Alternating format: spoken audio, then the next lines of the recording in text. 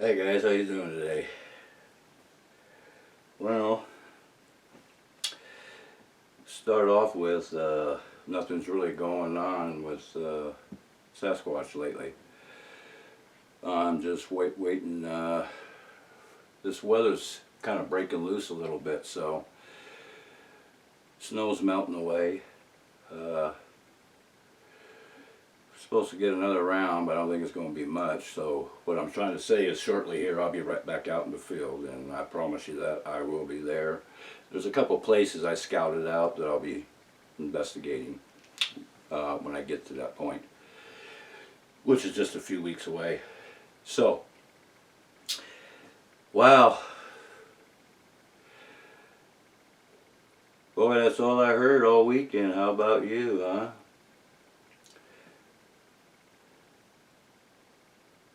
Identified flying objects all over the place. Ain't that something? Yeah, I hear you. Yeah, it's been like all over the news all weekend, hasn't it? But, who knows, right? So, but I'm going to tell you something. I've been observing, and everything I've been my observations here. There's no doubt about it. These crafts I've been seeing, or these UFOs,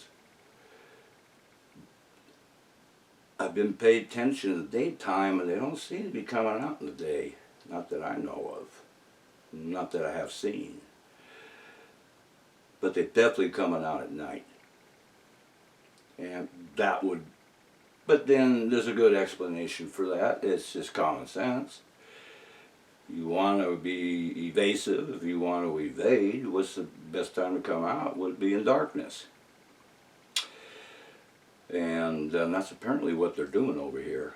Now, let's see, today is Monday, Saturday night, between 9 and 10 o'clock,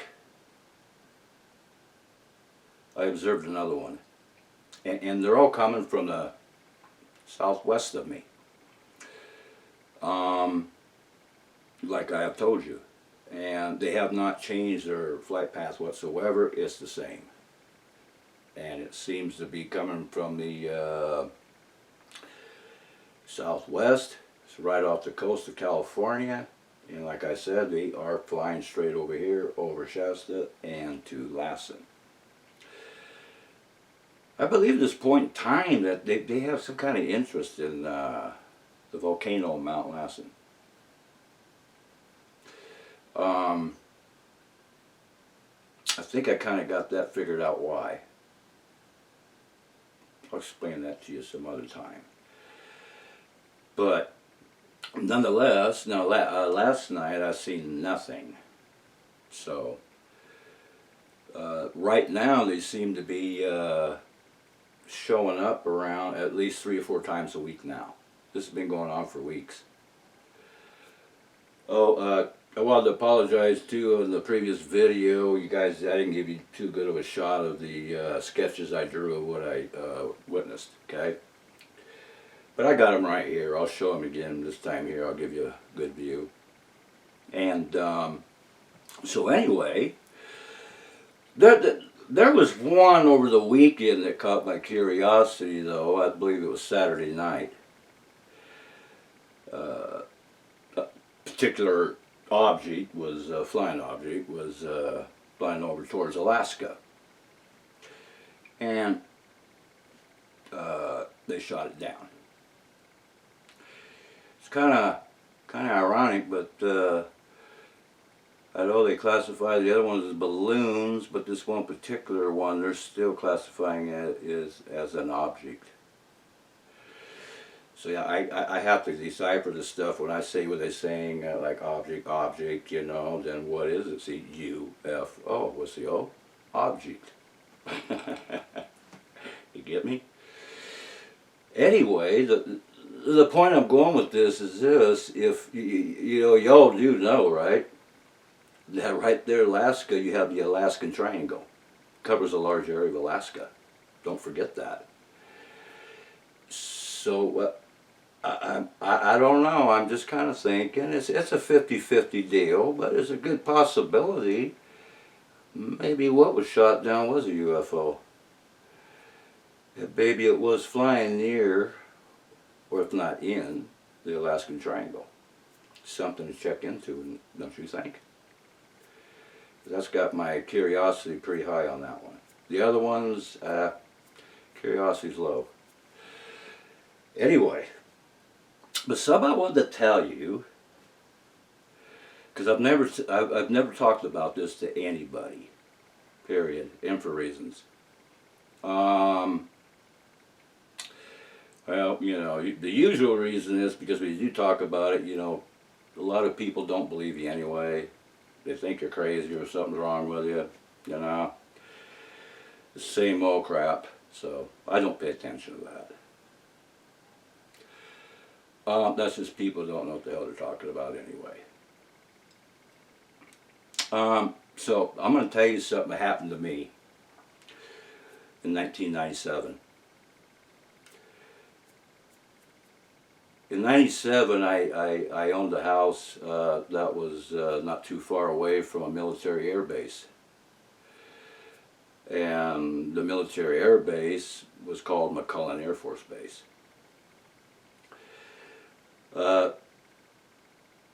For some of you that's not aware of what McCullen Air Force Base was, that was a Strategic Air Command.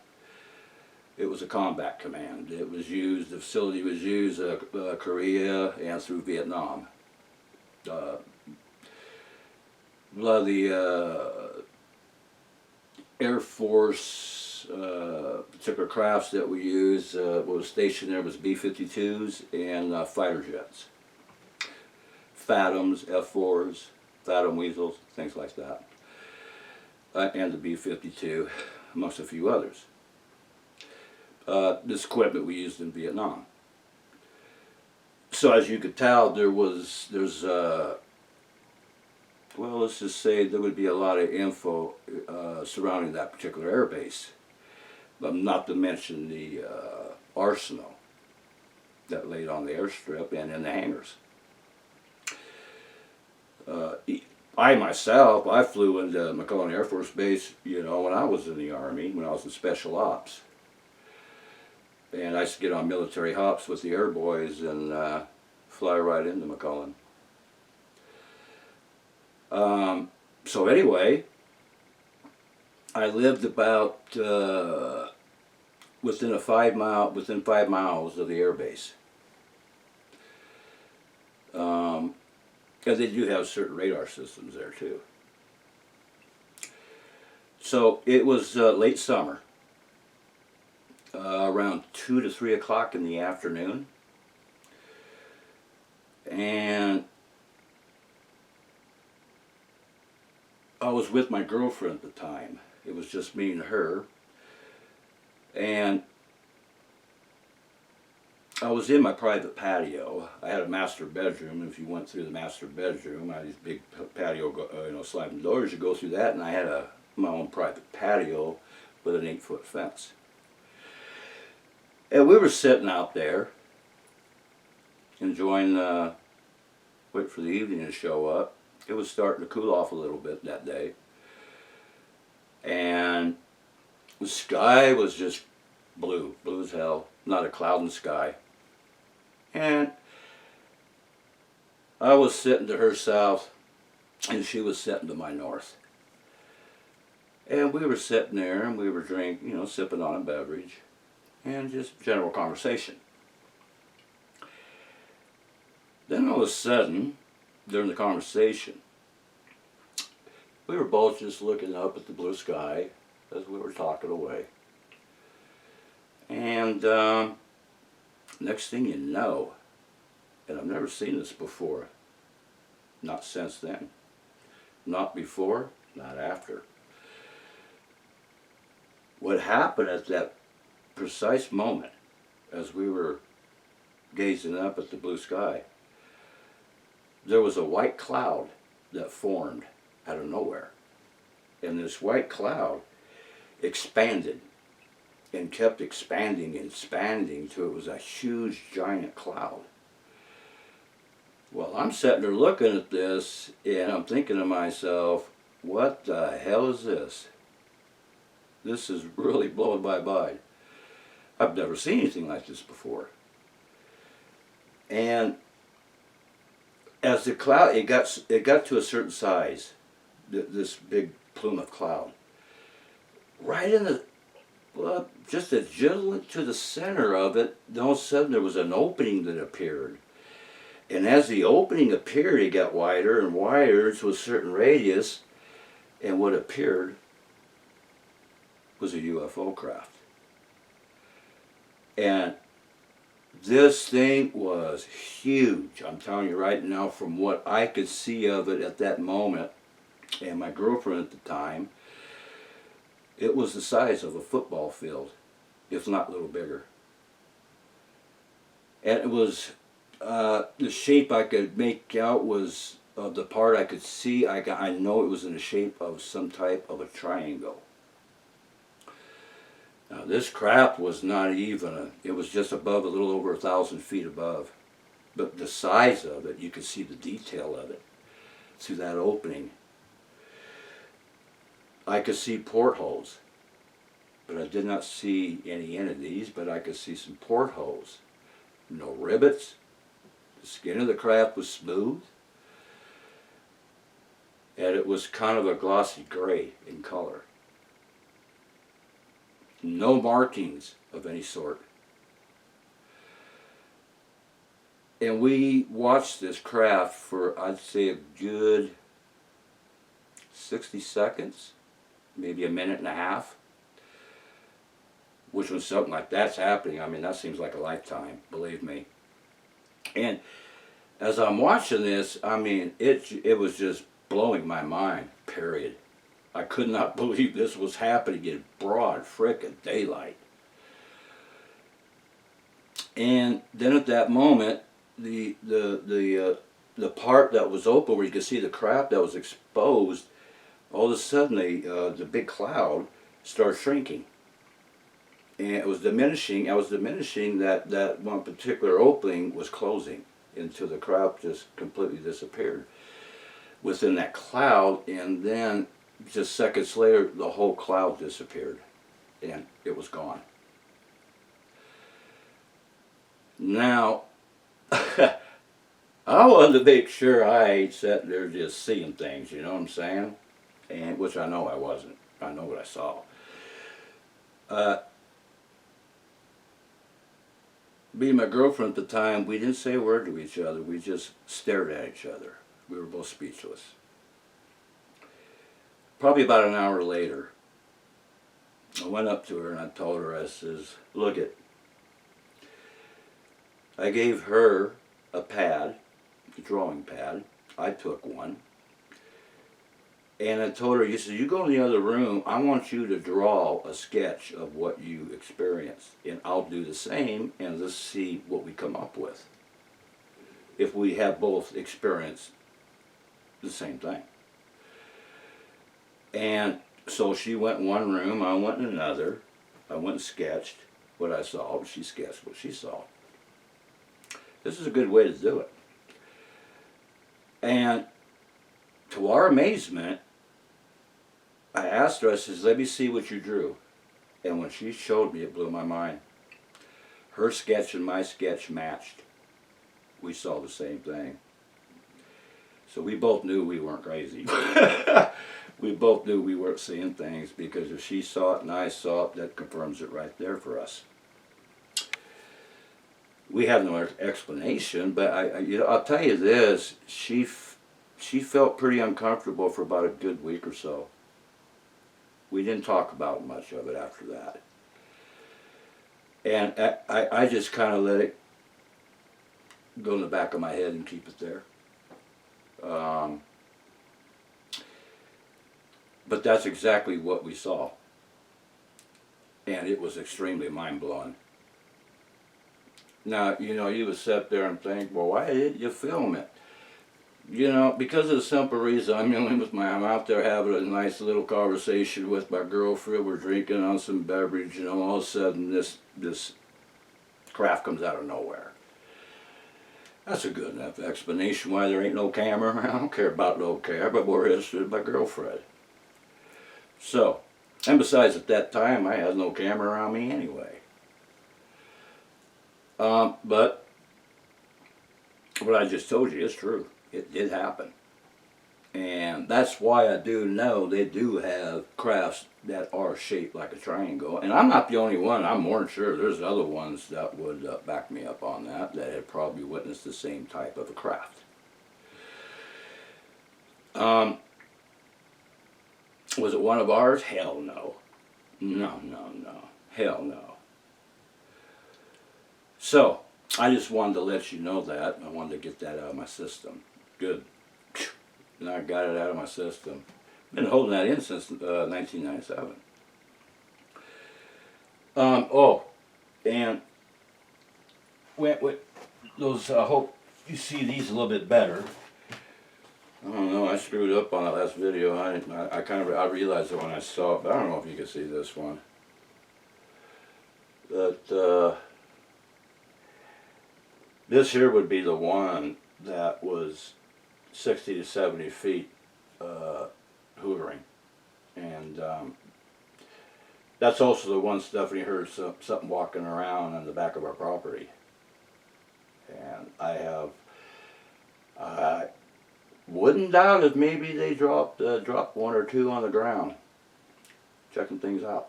But anyway, I don't know if you see that or not. I don't want to screw it up again. I'll give you different angles.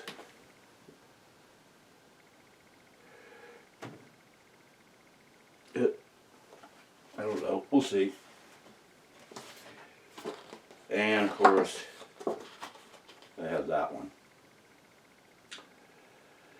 Now this one here was the one that I told you that was flying above the trees. And the white you see is because that's the illuminating white that they had. I wish I could have sketched it a little bit better, but that was kind of a hasty sketch. Anyway, I hope you got a better shot of that. I'm going to keep an eye on this phenomenon, though. I'm going to continue my my research in cryptology, but I'm also going to keep an eye on this phenomenon too. So, it's like I said, it's got my interest big time.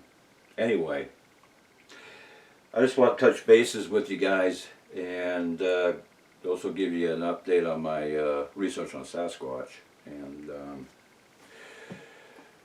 hey, like him? Yeah.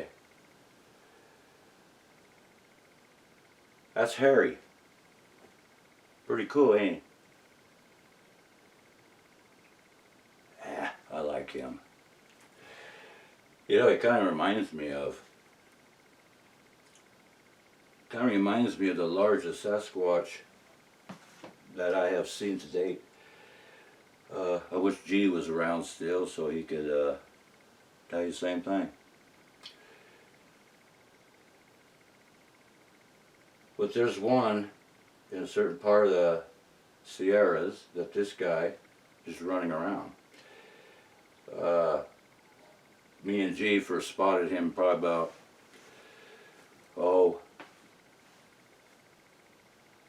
for about 5 years in one area that we were researching in. And when we first got a sighting of him, he was about 8.5 feet tall. And before I left the other part of the Sierras, before I came down here, I spotted him one time. I hadn't seen him in 5 years, but I spotted him one time where he usually hangs around at.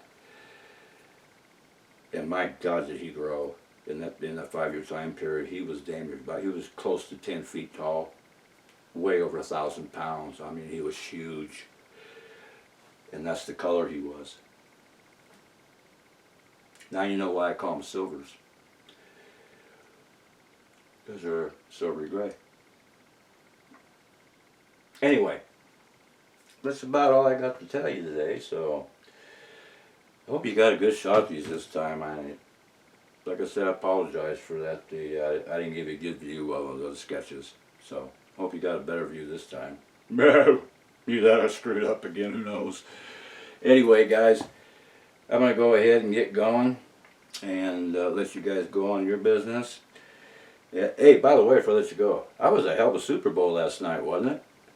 It was one of the best Super Bowls I've ever seen. Usually you get kind of one-sided. Yeah, you turn it off, you know, go do something else. Anyway, I caught a little bit of the game here and there. In between times I'm not taking care of business, what I'm doing. So anyway, you guys take care. Have a good one, man. I'll catch you again, okay? Bye.